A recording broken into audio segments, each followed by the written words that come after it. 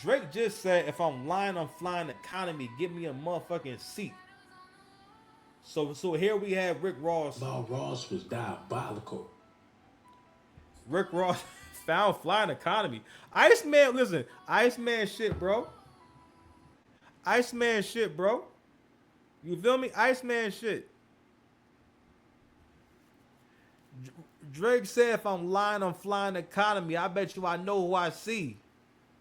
Nah, nigga, it's Rick Ross found flying economy. Drake's lyrics continue to age insanely well. It's crazy talking about lyrics aging well. The shit just came out like last month.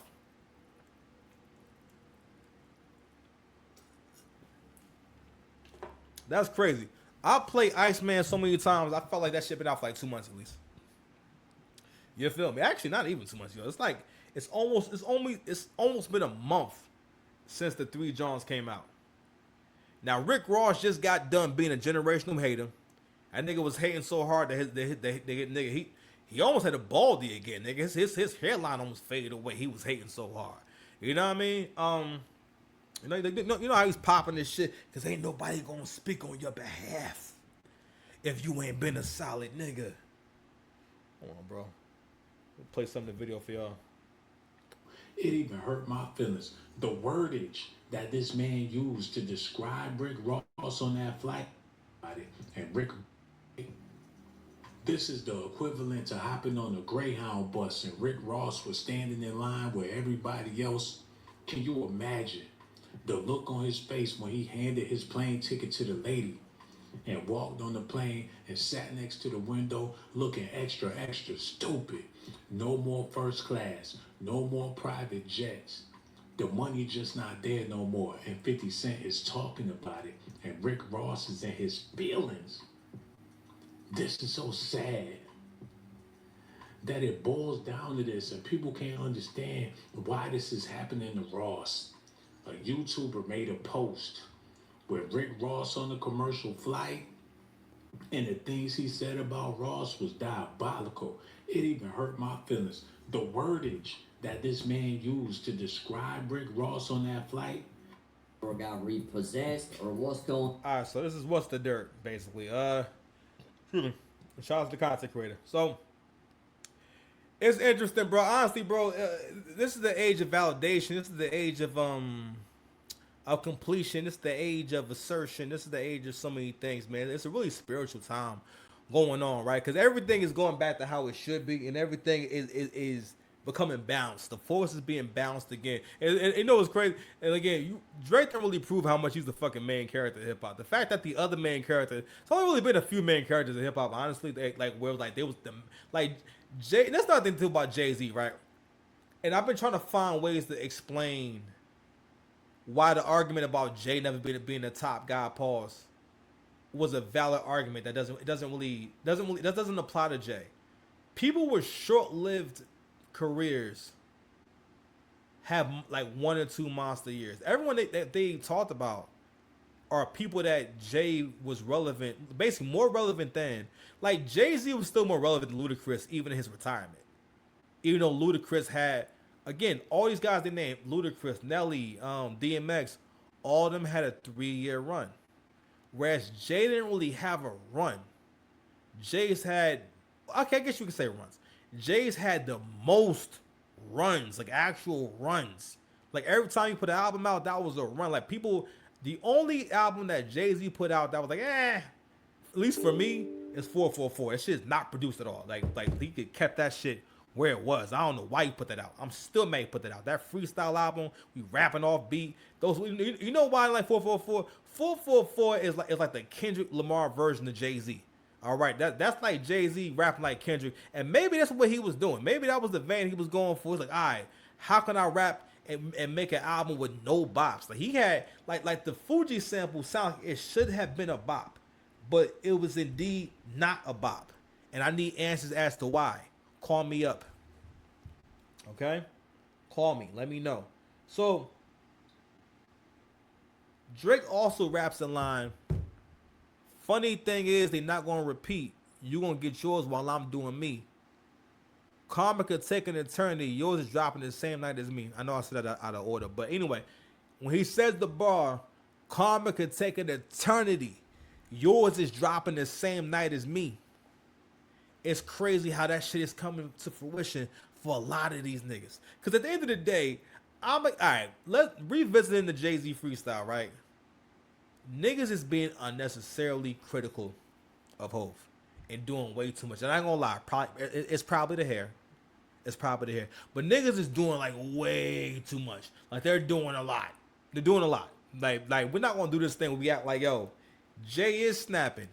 Don't get me wrong. Some of it, yeah, he didn't sound as though he rehearsed as much. It sounded, some of it sounded like it was a little bit of a freestyle, and maybe some of it was sporadic, which is fine. But it was just different from the other ones. But I think bigger than that, most of the freestyle was I think for what it was dope. But it was some battle rap shit. Like the pace he was doing. Like he was, that's why I felt so like familiar to me. He's doing kind of a battle rap spoken word kind of pace, which is appropriate for, that kind of acapella freestyle. But for what it is, for his age, for the year it is and stuff like that, Jay still being able to say some hard shit is still amazing. Cause a lot of niggas that's in his age group, it wouldn't be talked about like that. If Busted did freestyle right now acapella, it might go viral, you know what I'm saying? But it wouldn't be something that everyone's reacting to. The way that they reacting to the Jay-Z freestyle. But Jay still was saying like the hard shit. I mean, like, I think what it was too is that, yo, niggas just wasn't expecting for Jay to come like that. Like Jay was coming aggressive. He like, you trying to get under my skin?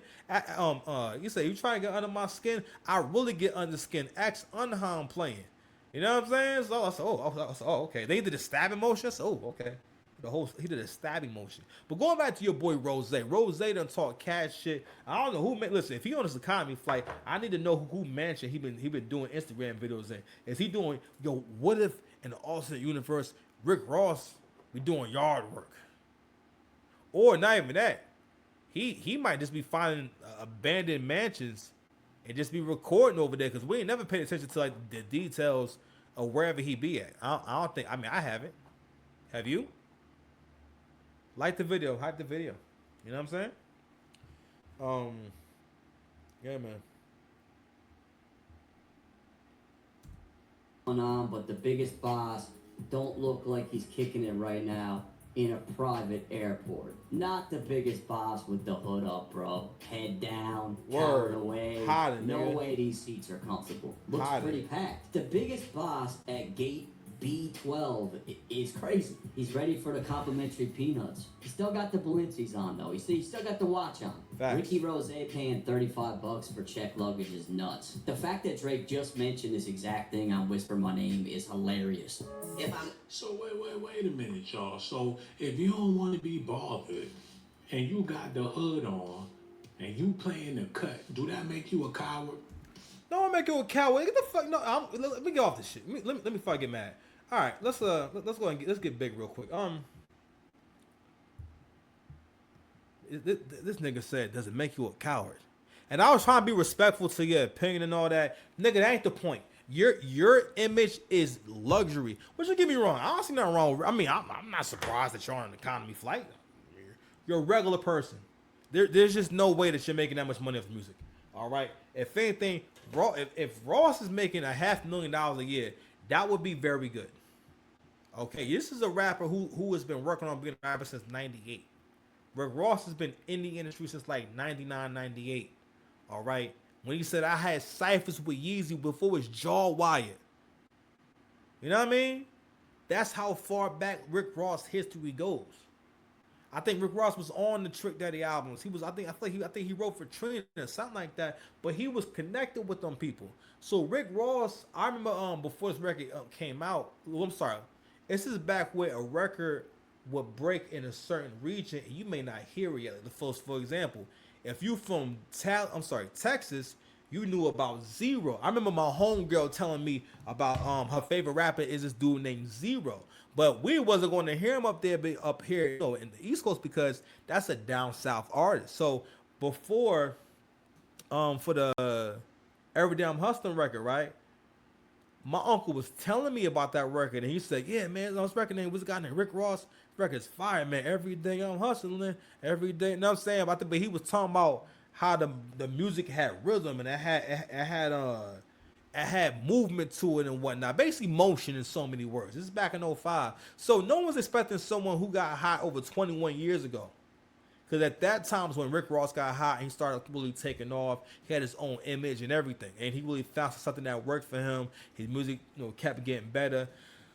So on and so forth, right? So and then Rick Ross having that run from, like, let's say, basically like the whole MMG run, where he was kind of a boss of somewhat successful artists, or artists that people actually liked for a quick second. He had Meek Mill at one point, he had Wale, he had Stolly, and a few was like random niggas. I feel like Gunplay was somewhere around it, but he had these people, and they had someone had success because all of them kind of needed the validation that he provided at that time.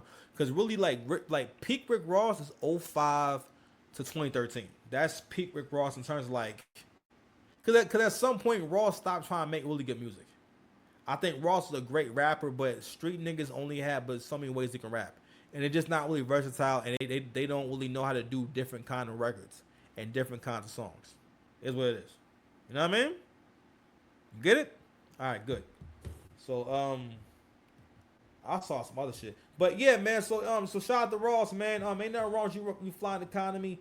But at the same time, we still gonna clown you, my nigga. You've been doing a lot of your sins against the light skinned community will not be forgiven, and that's one of the reasons why the light skinned gods are coming down on you as hard as they are. Pause.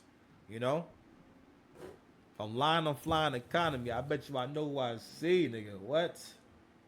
Stop it, B. Let me see what else we got, man.